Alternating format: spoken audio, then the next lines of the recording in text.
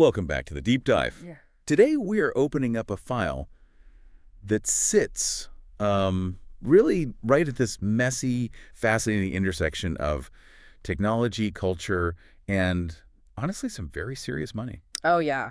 Definitely serious money. We are talking about Grindr. Right. And before you roll your eyes or assume you know everything there is to know about the app just because you've seen the memes or whatever, let me just throw a number at you. 15.1 million. It's a staggering number when you really think about it. It is. That is the number of monthly active users logging into what the company calls the global gayborhood. Right. 15 million people. I mean, that is roughly the population of Zimbabwe or like the entire state of Pennsylvania, all logging into one specific app to meet, chat, connect, do whatever. It is massive. And what's really fascinating here is the disconnect, I think, because Grindr is it's a household name. Or a pocket hold name, maybe. Exactly, a pocket hold name. But most people, they treat it as a cultural punchline or just, a hookup app. Very few people actually look under the hood at the financial engine running that orange icon. Which is exactly why we are here. I'm your host, and joined as always by a resident financial expert. Our mission today is to unpack that engine. We've pulled the Q3 2025 report. Technically, the Form 10Q filed with the SEC. Right, the 10Q. Yeah. And it paints a picture of a company making some incredibly aggressive moves. Yeah. We aren't just looking at dating stats here. We're looking at a company that is legally and operationally fighting a war with its own workforce. And as we'll find out later, might be preparing to vanish from the public eye entirely. Yeah, the timing is crucial, too. We are recording this deep dive on March 1st, 2026, looking back at the quarter ending September 30th, 2025. Right. And that period really feels like a turning point. You can just see the gears shifting in the paperwork. They weren't just growing. They were, frankly, aggressively cleaning house. Cleaning house is a very polite way to put it, and we will get to that drama. The union busting, the lawsuits, the return to office mandates. So much drama. So much. But first, we really have to follow the money because looking at this top line, I mean, business is booming. It certainly is. If you look at total revenue for the quarter, it hit $115.8 million. Wow. That is nearly a 30% jump compared to the exact same time the previous year. And usually, when we talk about high-growth tech apps, we follow that up with something like, oh, but they lost $50 million doing it. Right, the classic tech story. Exactly. But that isn't the case here. No, and that is the key differentiator for Grindr right now. Net income was up to $30.8 million. They are profitable, legitimately operationally profitable. So where's that cash coming from? Because I was digging through the revenue breakdown in the filing, and I kind of expected ads to be the big driver, given how much time people spend just, mindlessly scrolling on it. Yeah, the doom scroll. But that's not it. Right, it's not. The vast majority, it's over 83%, is what they call direct revenue. That is the user paying Grindr directly. So we're talking subscriptions like X Tier A or the unlimited tier, or even just buying a la carte features like boosts to make your profile more visible. Okay, this brings me to a number that actually made me do a double take when I was reading the source. The average paying user penetration is 8.6%. Right. So out of that 15.1 million users we talked about, only about, 1.3 million are paying. About that, yeah. Is that good? It sounds really low to me. Well, context is everything here. If you compare it to a service like Spotify or Netflix, sure, sounds terrible. Yeah. But in the world of freemium dating apps where the base product is actually fully functional for free, getting nearly 9% of your users to open their wallets is a very strong indicator of intent. Meaning what, exactly? It means the free experience is either annoying enough with ads and limits, or the paid experience is good enough to bridge that gap and get people to convert. Okay, but wait, look at the price tag. The average revenue per paying user, the ARPPU, it jumped to $24.70. It's a significant jump. Significant. I mean, that is expensive. That's basically $25 a month. Netflix is what, $15? Spotify is $12? How on earth is Grindr convincing people to pay $25 a month on average? That's it, huh? That's more than most people pay for their streaming entertainment combined. You really have to look at the psychology of the user base. Grindr isn't just entertainment. Right. For a lot of these users, it's a utility. It is how they connect with their community, but also the company has been very smart, or perhaps ruthless, about their product mix. Ruthless how? They've successfully pushed users toward the unlimited plan, which is their most expensive tier, by locking highly desirable features behind it. You mean features like incognito mode or seeing who viewed your profile? Exactly. Think of it like a crowded nightclub. Entry is totally free. You can get on the dance floor, you can buy a drink. But if you want to see who is looking at you from across the room, Oh, or if you want to go into the quiet VIP lounge where the serious conversations are happening, you have to pay the cover charge. And what this 10Q tells us is that the VIP section has become so essential, or maybe the main floor has just become so chaotic, that people are actively willing to pay a massive premium to upgrade. they use this corporate term, monetization efficiency. Which is really just Wall Street speak for pricing power. They realize their users aren't incredibly price sensitive when it comes to social connections, so they just cranked up the dial. Wow. Okay, but they aren't totally ignoring the other side of the coin, right? Because indirect revenue, which is mostly advertising, that's growing even faster than the subscriptions. It is, yeah. Though it's still a much smaller slice of the total pie. It grew by over 56% year over year. 56% is huge. And I noticed the actual ad partners are changing. It used to be, well, let's just say very niche products. Right. Now I'm seeing travel companies, healthcare, mainstream gaming all mentioned. Oh, that is the power of the pink dollar. The GBTQ demographic has historically had higher disposable income, or at least very different spending priorities. Advertisers are waking up to that fact. And Grindr is the gatekeeper. Effectively, yes. If you are Delta Airlines and you want to sell vacation packages specifically to gay men, you go where the eyeballs are. Makes sense. And to keep those eyeballs, they're heavily investing in tech. I kept seeing Grindr AI or GAI in the filing. Is this just buzzword soup? Because it feels like every single company in 2025 just slapped AI on their investor deck. Does this actually mean anything for the end user? It's a mix. It's partly branding, sure, but there's actual back-end utility. They talk about building a full-stack technical foundation. On the user side, they claim it's about much better matching, using AI to predict who you'll actually vibe with rather than just who happens to be physically closest to you by GPS. Oh, so like an AI wingman. In a sense, yeah, but there's also a massive safety component to this. AI is fundamentally much better at flagging scams, catfishing, or abusive language in real time than a team of human moderators ever could be. That's true. And for an app that has definitely struggled with its safety reputation in the past, that is a critical investment. Right, because if the global neighborhood feels unsafe, people move to the suburbs, or in this case, to Hinge or Tinder. Precisely. They are explicitly trying to digitize the services of a physical gay neighborhood. Safety, community, commerce. And if they can use AI to keep you in the app longer, feeling safe, that means more ad revenue and more incentive for you to eventually subscribe. Okay, so the machine is just printing money. Users are paying $25 a month, ads are up, the tech is scaling. But, you really can't have this kind of aggressive scaling without breaking a few things along the way. You certainly cannot. And looking at the corporate hygiene section of this report, there is a lot of broken glass on the floor. Hygiene is such a sterile, careful word for what was actually happening internally. If you look at the operational expenses in the report, specifically around the workforce, it was a brutal year for them. We're talking about the return to office mandate. Yes. By April 2025, they fully forced a hybrid model.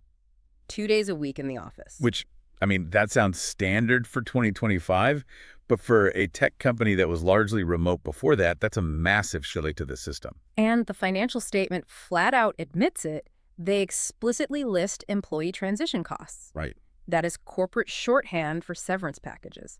A lot of people simply didn't want to relocate to a hub city or come back to a physical desk, so they left. Is it cynical of me to think that was kind of the whole point? We've seen this quiet firing trend across tech for a while. You Yeah. mandate RTO, internally that 20% of your staff will quit, and then you don't have to do a formal, messy layoff announcement. It's not cynical at all. It's a very common playbook right now. It creates a little financial noise in the short term because you're paying out that severance, but in the long term, you have a leaner, much cheaper workforce. Yeah.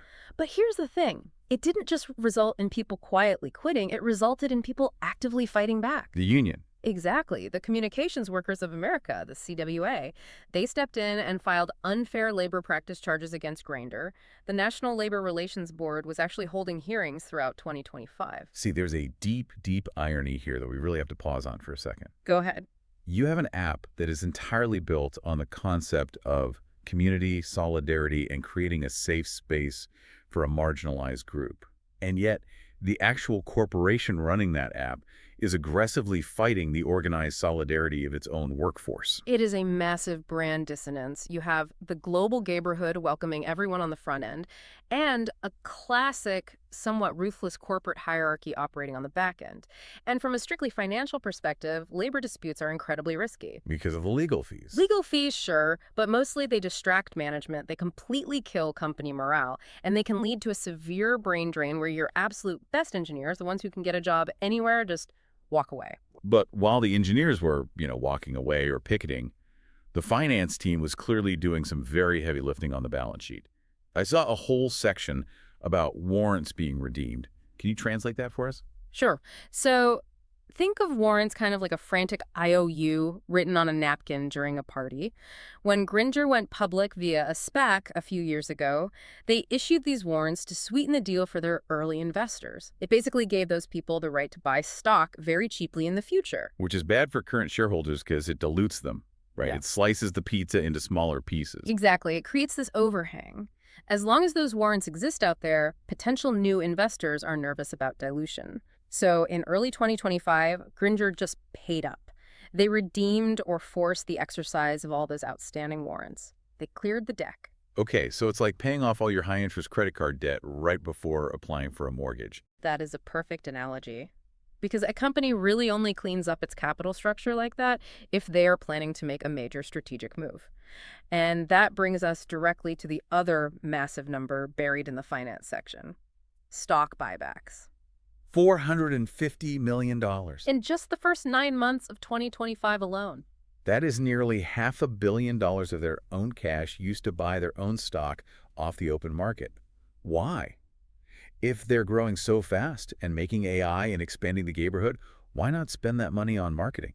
Yeah. Or R&D, or just, I don't know, hiring better engineers to replace the ones who quit. Usually companies buy back stock when management inherently believes the open market is wrong. They are essentially saying, you guys think our stock is only worth $12. We know it's worth $20, so we are just going to buy it all up ourselves. Right. It heavily concentrates ownership, but when you step back and combine a massive buyback with the cleaning up of the warrants and that aggressive cost cutting with the RTO mandate, it really starts to look like they were dressing the bride. Dressing the bride for a wedding. Or a sale. They were making the company look as financially attractive, highly profitable, and structurally simple as they possibly could. Which leads us nicely to the legal section. Because if you're trying to sell a house, you legally have to disclose the termites. And Grindr has some very persistent termites. They really do. Privacy is their absolute existential risk. If users don't trust them with their data, the whole business model collapses overnight. Absolutely. I saw the Norway matter in the report. The Norwegian Data Protection Authority fined them. But I have to be honest with you. When I converted the currency, it was 65,000 NOK. That is like 6,500 US dollars. I spent more than that on my used car. Why is a $100 million tech company even listing this in a federal risk report? It does seem laughable at first glance, doesn't it? It looks like a rounding error. But you have to look at the principle of the matter, not the principal dollar amount. That fine was specifically for sharing user data with advertising partners without proper explicit consent, which is a direct GDPR violation. Okay, I see where this is going. Right. If Grindr just pays that little fine, they are formally admitting they broke the law. And if they admit they broke the law in Norway, suddenly every single user in the entire European Union has established legal grounds for a lawsuit. That tiny $6,000 fine could snowball into $600 million in class action damages almost overnight. Oh, wow. So they are appealing it all the way to the Supreme Court of Norway, not to save the $6,000, but to stop the dam from breaking entirely across Europe. Precisely. They are fiercely fighting to establish the legal precedent that their historical data practices were fully compliant. The stakes are incredibly high here. We aren't just talking about leaked credit card numbers or email addresses. Right, it's way more sensitive. In many countries around the world, the specific data in a Grindr profile, HIV status, sexual orientation, exact location history that is literally a matter of life and death if it leaks or is mismanaged. That puts the UK group action in a completely different light. The report mentions a lawsuit representing over 10,000 users alleging unlawful personal data processing. 10,000 users is a lot of angry people. That is a class action in all but name. And they already had to settle a different class action in Israel in early 2025 over privacy violations. So you get this clear picture. A company that is financially thriving, methodically cleaning up its corporate structure, but is simultaneously fighting a desperate rearguard action on global privacy fronts. And then we get to the subsequent events section of the 10Q, the absolute bombshell. The October surprise, as Yeah. it were? On October 24th, 2025, so this is technically after the quarter we've been talking about ended, Grindr received an unsolicited proposal to be taken private. And look who the proposal is from, the people who already own most of it. G. Raymond Zage III and James Fu Bin Liu. They already control over 60% of the outstanding stock. And they formally offered $18 a share in cash to buy everyone else out. This completely connects all the dots we've been discussing. The aggressive stock buybacks that actively reduced the total number of shares they needed to buy, making this entire takeover significantly cheaper for them. Right. The warrant cleanup, that removed any messy structural complexity. The RTO and the harsh cost cutting, that boosted the short-term profitability to justify the whole valuation to lenders. But why? I mean, why go through the massive hassle of taking a public company private? Freedom. Being a publicly traded company is honestly miserable for management. You have to file these dense 10Qs every single quarter. You have to publicly disclose every minor lawsuit in Norway. You have to explain to the SEC and the public why you're fighting a union. And if you go private, poof, the lights just go out. Effectively, yes. No more quarterly reports, no more public scrutiny on your profit margins. And for a company exactly like Grindr, which deals with hypersensitive data, controversial politics, and intense global regulatory heat, operating completely in the dark is incredibly appealing. You know, I also noticed they hired a new CFO, John North, just a few weeks before this proposal even came in. October 1st, 2025. Yeah. You don't bring in a heavyweight CFO just to manage the daily books. You bring him in to steer the ship through a massive, complex financial transaction. That was really the final signal that the quote-unquote growth spurt we saw in the numbers was actually just a sale prep. So let's pull back and look at the big picture here. If you are a listener, maybe you're an investor, or maybe you're just a guy who uses Grindr to find a date on a Friday night, what does all this actually mean for you? Well, for the investor, it's a straightforward cash-out moment. The company optimized itself right up to the breaking point. They pushed pricing, pushed employees, fought the regulators, and ultimately produced a killer financial result to justify an exit strategy. And for the user. That is the much more worrying part. Yeah. We started this deep dive celebrating their amazing financial engine, converting millions of free users to dollars. But if the company goes dark from the public markets, we entirely lose our window into how that engine actually works. Right. We only know about the Norwegian fine or the UK lawsuit or the union battles because they legally had to tell us in this public SEC filing. Exactly. If Grindr goes private, that mandatory transparency completely evaporates. If they quietly settle a massive privacy breach in 2027, we might never hear a whisper about it. If they decide to suddenly sell more sensitive user data to indirect advertising partners to keep their internal revenue growth going, we won't see the line item in a 10Q anymore. That is a genuinely chilling thought. We are seeing a company that has unequivocally proven it can monetize the gayborhood more efficiently than anyone ever thought possible. They have the user base completely locked in, they have the pricing power, and they are building the AI ad tech. But the actual residents of that gayborhood might be about to lose their ability to see what the landlord is doing behind closed doors. Grindr is healthier financially right now than it has ever been. It is an absolute beast of a business. But as it prepares to potentially exit the public stage entirely, the real question isn't whether they can make money. We know they can. The question for you to mull over is this. Without the harsh spotlight and forced accountability of the public stock market, how will a private Grindr treat the data and the safety of the 15 million people who actually generate that wealth? Because trust is a very hard thing to monetize, but it's the absolute easiest thing to lose. That is definitely something to chew on. We will be watching very closely to see if that $18 a share offer actually goes through and if Grindr really does go dark. Until then, thank you for listening to this deep dive. Thanks for joining us. Catch you on the next one.